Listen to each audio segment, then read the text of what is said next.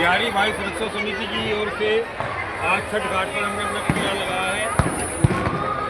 ये इस पंडाल में हम लोग यहाँ पर छठ मैया से प्रार्थना करने आए हैं कि वो हमारे प्रधानमंत्री श्री नरेंद्र मोदी के जीवन की रक्षा करें।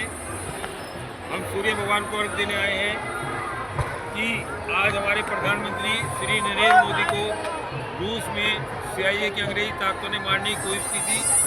वो तो रूस के राष्ट्रपति पुतिन साहब ने अपनी गाड़ी में ऐन वक्त पर उनको बैठाकर उनके जीवन की रक्षा की।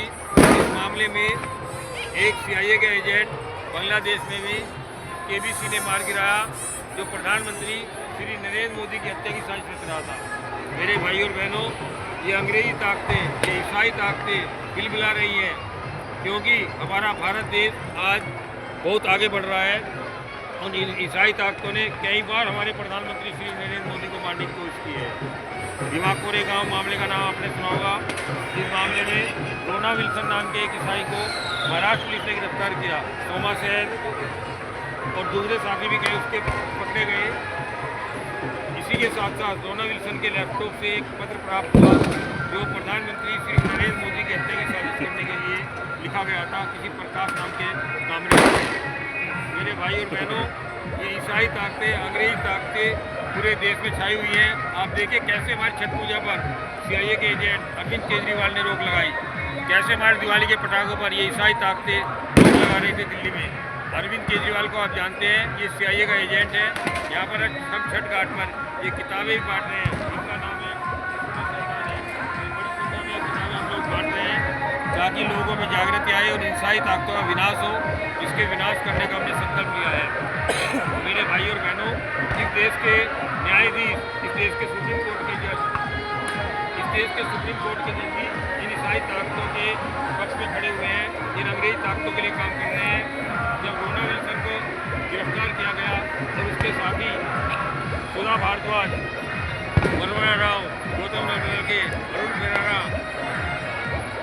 और एक ईसाई को गिरफ्तार किया, तो 28 अगस्त 2018 को जैसे ही गिरफ्तार किया जाता है, तो हमारे सर्वोच्च न्यायालय में उसी दिन 6:30 बजे गिरफ्तार किया जाता है।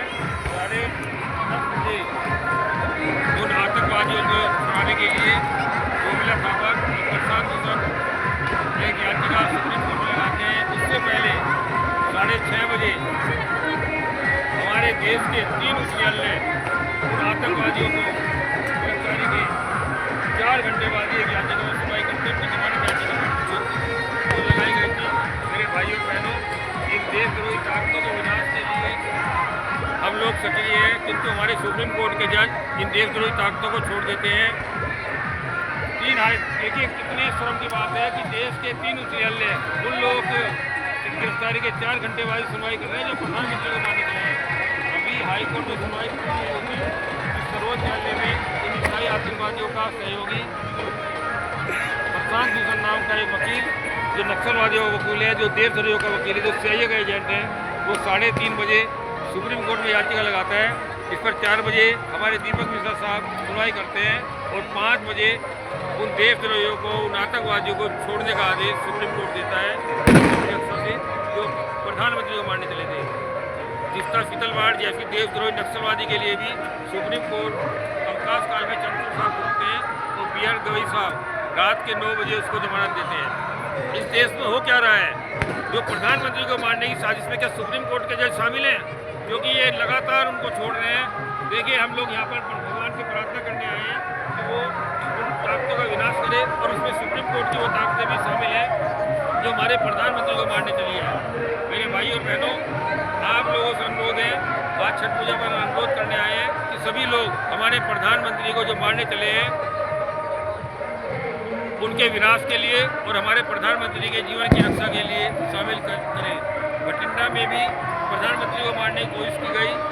इसके अलावा भी कई बार प्रधानमंत्री को मारने की कोशिश की जा चुकी है। इस ईसाई ताकतों का विनाश छठ मैया करेगी। बोलो छठ मैया की जय, बोलो छठ मैया की जय, बोलो छठ मैया की जय। छठ मैया अंग्रेजी ताकतों का विनाश विनाश करे, CIA का विनाश करे, अमेरिका का विनाश करे, CIA के एजेंट सुप्रीम कोर्ट के जजों का विनाश करे। यही हम प्रार्थना करने के लिए आए हैं और ये अर्घ हम अब सूर्य भगवान को चढ़ाएंगे।